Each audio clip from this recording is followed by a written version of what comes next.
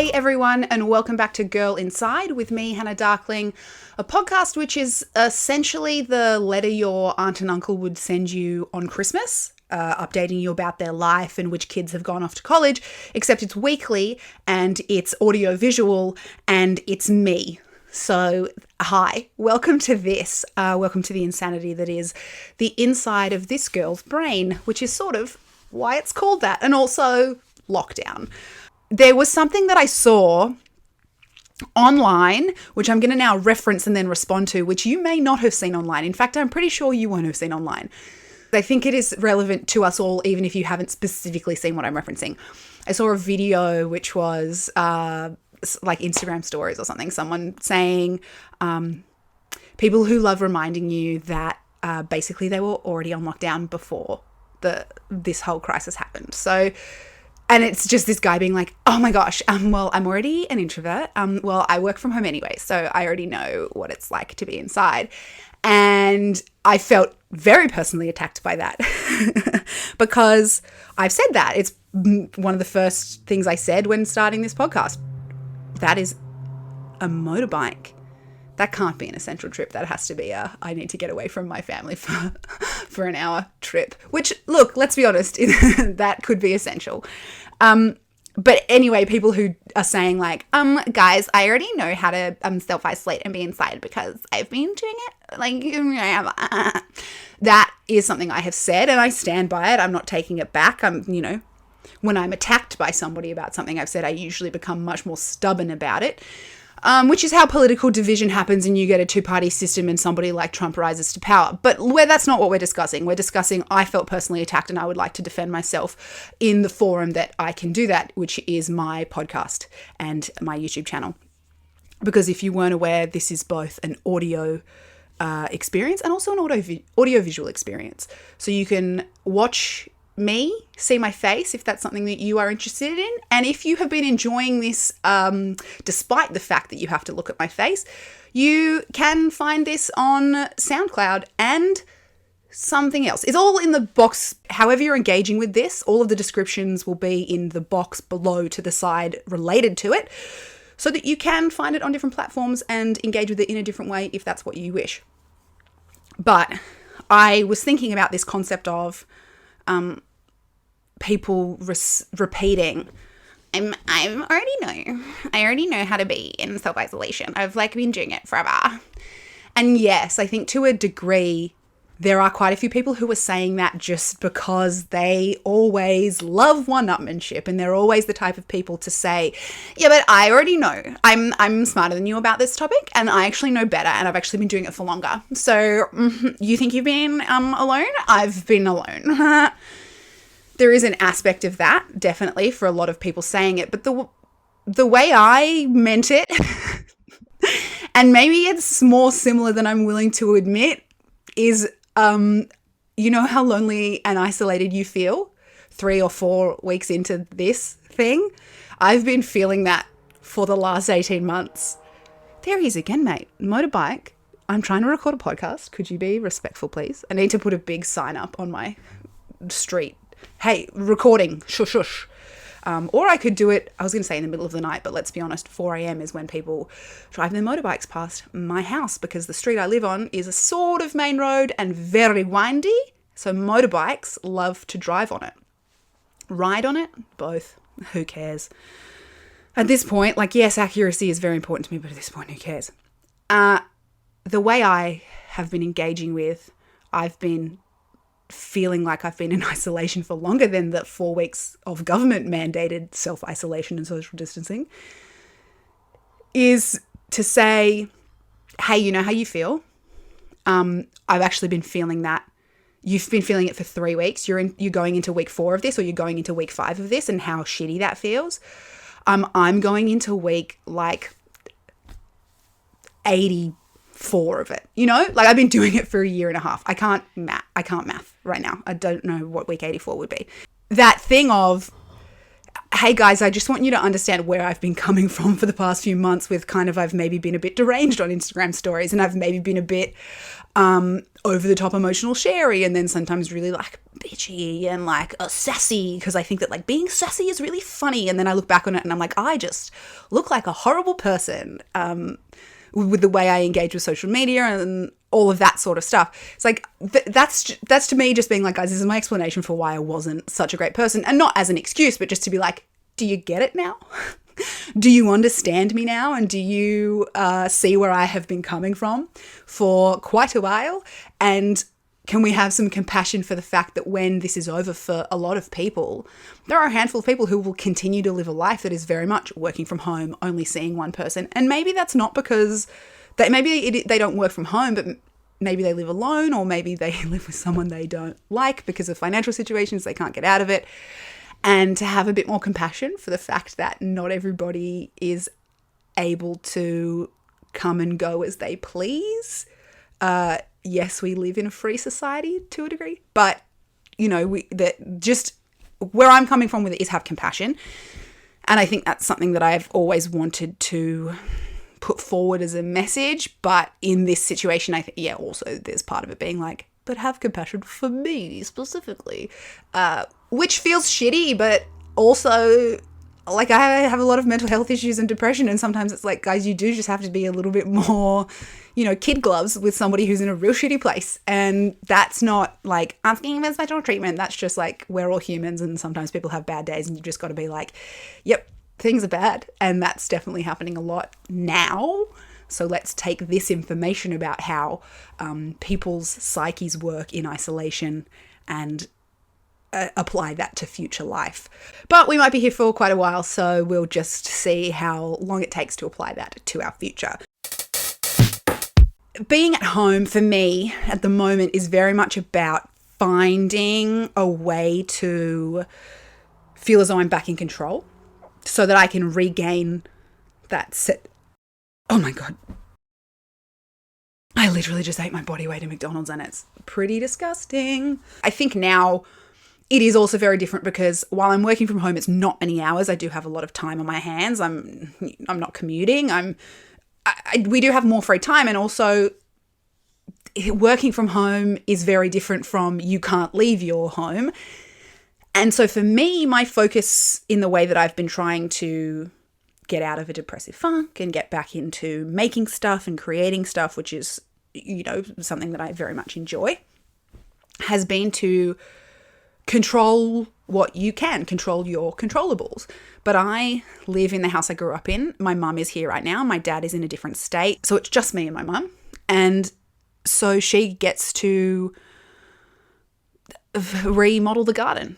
That is her domain. She's very much doing that a lot. And I have my Animal Crossing version of that, which helps to a degree, but also doesn't at all.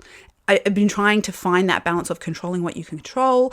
And it didn't help that I saw an Instagram ad for masterclass, of which I signed up for years ago just for the screenwriting with Aaron Sorkin, and never finished it because I found it really overwhelming. And then I ended up, when I started it was right before I actually went to film school and was doing face-to-face learning. So I ended up doing the face-to-face learning and reading the books that they had put on my reading list, as opposed to doing the masterclass. Maybe I'll go back to it during quarantine, depends on how long it happens. But I keep getting ads for masterclass because obviously they are spending a lot of money on trying to get people to buy their service at the moment because people have the time. And I saw an ad for a masterclass about interior decorating. And the only bit that I saw before I scrolled on was this woman, I don't forget who she is, very famous apparently interior designer, saying, your home is a reflection of who you are, and when your home doesn't reflect that, you can feel out of sorts. And I was like, that's my life right now, because I do live in a house where half of it's not decorated by me, and so I can't go out and landscape the garden as my mom has been doing. I don't have the skill or really the inclination to get my hands that dirty because I'm a bit of a fancy bitch, and I kind of hate that about myself, but that's the way it is, and we'll just move on with it. But also it's not really my decision to make, so trying to find those controlling what you can control, and the answer to that is I haven't really found anything yet. So doing a puzzle is great, and playing Animal Crossing New Horizons they give you a semblance of that, but not really. And when so much of the stuff that I can control is on a laptop with, I'll rearrange my website. Yeah, I'll, do whatever, go into Wix or Squarespace, and because I have 2 different websites, one with Wix and one with Squarespace, and rearrange them and play around with them. And that is the same sort of thing. And it has like a tangible value to other people. Like, you can visit my website and it looks different than it did yesterday, whereas Animal Crossing is just for me. It doesn't have the same weight behind it, and I don't want to be spending all my time on a computer, you know? I have been thinking about recording this for a few days, and I realized, so I usually record these and edit them in one day, because it's easier for me to remember what I have and haven't said and how to edit it and cut bits out that I don't like if I've just said it. That's quite easy for me. So I usually edit it straight away. And then, so I don't record for a few days, because engaging with my voice and face on a long-term scale is very it's weird. To edit your own face and voice is strange. So I have a feeling, because I don't really re-listen to these because it's my own thoughts in my head and all 6 of them are already out there, that, I mean, we all know I ramble. We all know I go on tangents. But in editing, I have noticed I'll just stop halfway through a sentence and say something else, which does make it really hard to edit around what I've said. And not necessarily that's a problem, but also I don't know if that's an enjoyable thing to listen to or watch. So I do have a list. I started writing things down of things that I wanted to say, because I was like, if I have direction, if I have 4 dot points, yeah, I can still go on a bit about them and tangent and bounce off. But at least there's a thing in my head being like, okay, finish on that, because there's a 2nd dot point to get to now. And look, we've done really none of them. Anyway, I'm trying to make this more sensical. So trying to give it a bit more format. And I think I've put this in the description. I'm not sure if anyone's aware of this. My favorite thing in the world is giving advice to people. And so if you guys have any questions or advice that you want, I'm here for you. I would happily add that into a couple of episodes here or there if that's something that anybody wants. I like it because I think I'm good at it. And I actually got an email yesterday from somebody who I worked on a project with a year ago. And they were like, I actually just wanted to reach out and let you know you had said you wanted to hear what happens next with this project, which is something you'd kind of just say, you just kind of say it. But she reached out and I was like, oh no, I'm actually interested in this project. This is one of the ones. I wasn't lying when I said it. She was like, yep, the things that you said really helped me, not just assessing the story development of the project, but outside of that, a mindful approach to creation and all of those things. She was like, it really helped me and it changed my year and I went through a negative slump, but this has been good. What you said has been great. And I was like, cha-ching, I did it. I'm very happy. Yes, that I say that because if I'm just I like giving advice and I'm really good at it, it's very different than being like, I like giving advice and here's someone else who said I'm good at it. I mean, maybe don't ask some of my friends from when I was 17. I was probably real bad at it then, but I've had more of life experience now and I think I get it just a little bit more.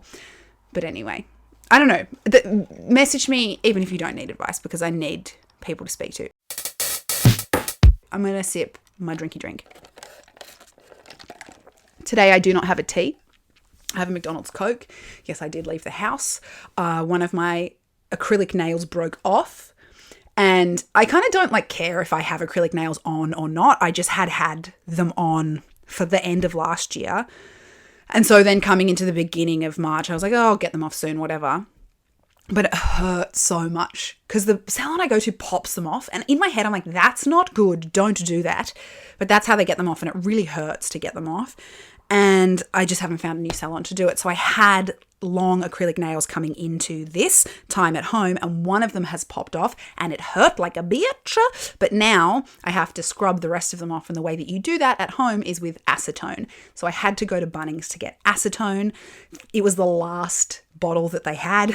Apparently everybody else is also having trouble because they can't go to any beauty salon. I also am feared that when I go to Woolworths tomorrow that they won't have any facial wax strips and shit like that I don't do at home normally, but obviously at this time in history we all have to do it at home. Figure out how to not turn into I don't know, I was going to say caveman, but like who cares? Who cares if I've got like kind of bushy eyebrows? I'm really not that worried about it. But anyway, I'm going to buy some of that, but I think it'll be sold out because a lot of ladies are doing their beauty care at home that they used to not. So I did have to leave the house to get my fake nails off by acetone. But and it was busy at Bunnings and people are not respecting social distancing. And I mean, some people are, but some people certainly aren't. And I hate to be this person, but mostly men. I'm just not respecting it because like men are just brought up to think that they're smarter and better and don't need to follow the rules. And that's not their own fault that they were taught that. But at a certain adult age, they need to learn to break out of that thinking. And if they don't by a certain age, then that is their own fault.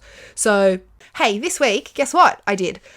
I'm writing a TV series about male friendships, and I'm a lady woman, so I don't have any experience of being a man and what masculinity means and how that makes you interact differently or the same with men and women. I don't know if guys are having conversations with their male friends, quote unquote, locker room talk, that they're not having with women.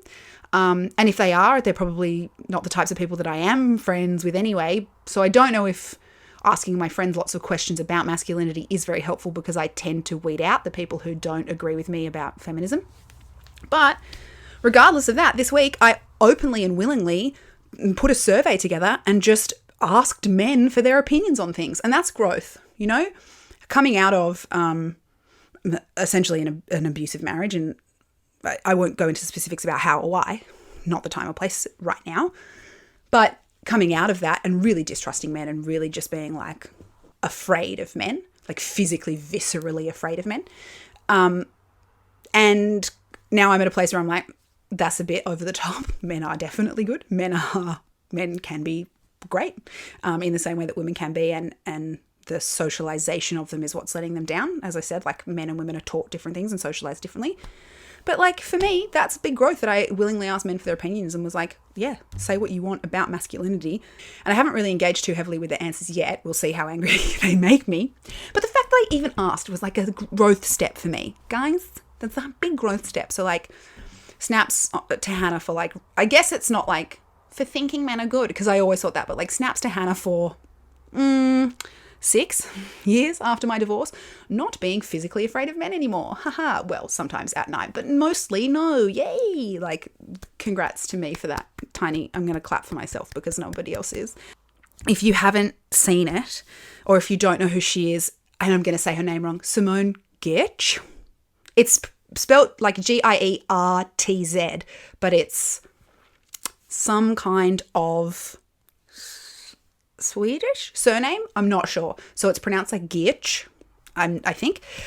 She makes robots and she went a bit viral a few years back because she actually had a tumor in her brain and had to have surgery on it. But she recently released a video that was 25 cents for a proud dad to the machine would pat her on the shoulder and say, "I'm proud of you, son." So that's hilarious. And I don't have that machine in my house, so I'm clapping for myself for my personal growth. Yay! Go Hannah. So the other thing that I kind of wrote down was that I am really interested with how I am engaging with other people in this time. Obviously, it's very much online, except, you know, smiling at the people across the road as we walk past each other or in the park when, you know, one of us gives the other wide berth, maybe a good morning, because you can still hear that from 2 meters away. But really, and I said a few episodes ago, oh, I feel bad, but it's actually kind of good for me because I was very isolated and all my friends were so busy and now they're responding to my messages and now they're, you know, having more time to engage and understanding what the isolation is like and finding value in, yeah, let's have a phone conversation or yeah, let's Zoom because we can't go for a coffee. Where previously they were like, yeah, cool, let's meet up for a coffee. And then we would plan that for 2 weeks' time and wouldn't speak for the 2 weeks. And it was like the me reaching out was also because I wanted to have a conversation with you right now. And that didn't happen in the past. And I said a few episodes ago, well, that's changed now. But I still feel on the whole, oh, I just poked myself in the ear. I'm too vigorously pointing. On the whole, the amount of conversations I'm having with other people have very much gone down because any of those conversations with ordering lunch or getting on the bus or any of those like very light moving through the world conversations aren't happening. And so, yes, I might be speaking to my friends like a little bit more than I used to and doing more Zooms and doing more in-depth conversations about how are you actually going, as opposed to like, what's new? Like, oh my God, I saw a movie. It's like, we're still doing that, but also a more in-depth, like, no, but really, how are you? My overall conversation has still gone down. And so that feeling lonely is really happening. And, but then it exhausts me sometimes to think, oh, I want to reach out to someone. But knowing that if I do, we are going to have to maybe go through that. And how are you coping emotionally, when sometimes I do just want to have the conversation of, what have you watched? Oh my gosh, lol, so fun and dumb. Because I can't constantly be seeing and hearing about like how heavy and traumatic and emotional all this stuff is. And I can't watch ads on TV anymore. And when I went to McDonald's drive-thru today, as I already have told you the saga of, I wanted to order a burger that we hadn't ordered before, but the display screens that usually have the menu on them are like, open your app, keep up to date with all of the information that you need to have, contactless, touching, blah, blah, blah. And I was like, I know. Like, I don't want to be rude, McDonald's. I know you're like doing your bit to keep people informed, but also we all know. Like, I don't think anybody in the world is like, what do you mean there's a thing going on? What are you talking about? I don't know anything about that. Or if they did, like, they can Google it. They don't need the signs at McDonald's to be like, here's how to keep up to date. And I get it. It's helpful, but also we're so far into this now, like 4 or 5 weeks, that really just show me the menu. Because what I need right now is to eat my body weight in greasy, salty, disgusting, I guess, close to food. McDonald's, I'm not sure if it's food, but it's close to food. And I don't want to hear about the rest of the shit. And so, yeah, when I'm watching TV, I can't watch the ads anymore. It's just too much. I'm not really interested. I'm just going to stay indoors for months, and I think that'll be fine. That'll have to be fine, because that's what it is. Yeah, I hope you guys are going really well, and that you are spending time on yourself. And I don't just mean like having a bubble bath or like doing a coloring book, but some self-reflection about like, do I really want to go back to that job? And how can I use this time to like upskill? And I'm not saying every day needs to be like a full force uni class that you're putting yourself through with masterclass or TED Talks or whatever. But just do some personal assessment of, hey, do I want to go back to capitalism? Because I am very much a proponent of universal basic income, and I would call myself a socialist. Yeah, I mean, yeah. So for me, I think this is a time where as a society we can be like, cool, the way things were before, it doesn't make any of us happy and has actually been like stunting us as humans in our growth and emotional connection and as a community. And so, yeah, that we could reassess and just not go back to that. We could not go back to that if we didn't want to, because we might all realize that that isn't serving us as people. And I think part of the reason this happened is because too many people jokingly said, oh, we live in a society. And so the universe took society away from us. We don't live in a society anymore. We live on islands and, well, some of us archipelagos. Oh, get that geography term. Love it. I'm very smart. That's all the things on my list, and we're getting to the 28-minute mark, so at some point my camera's going to turn off. I still don't know what the time limit is that it cuts off.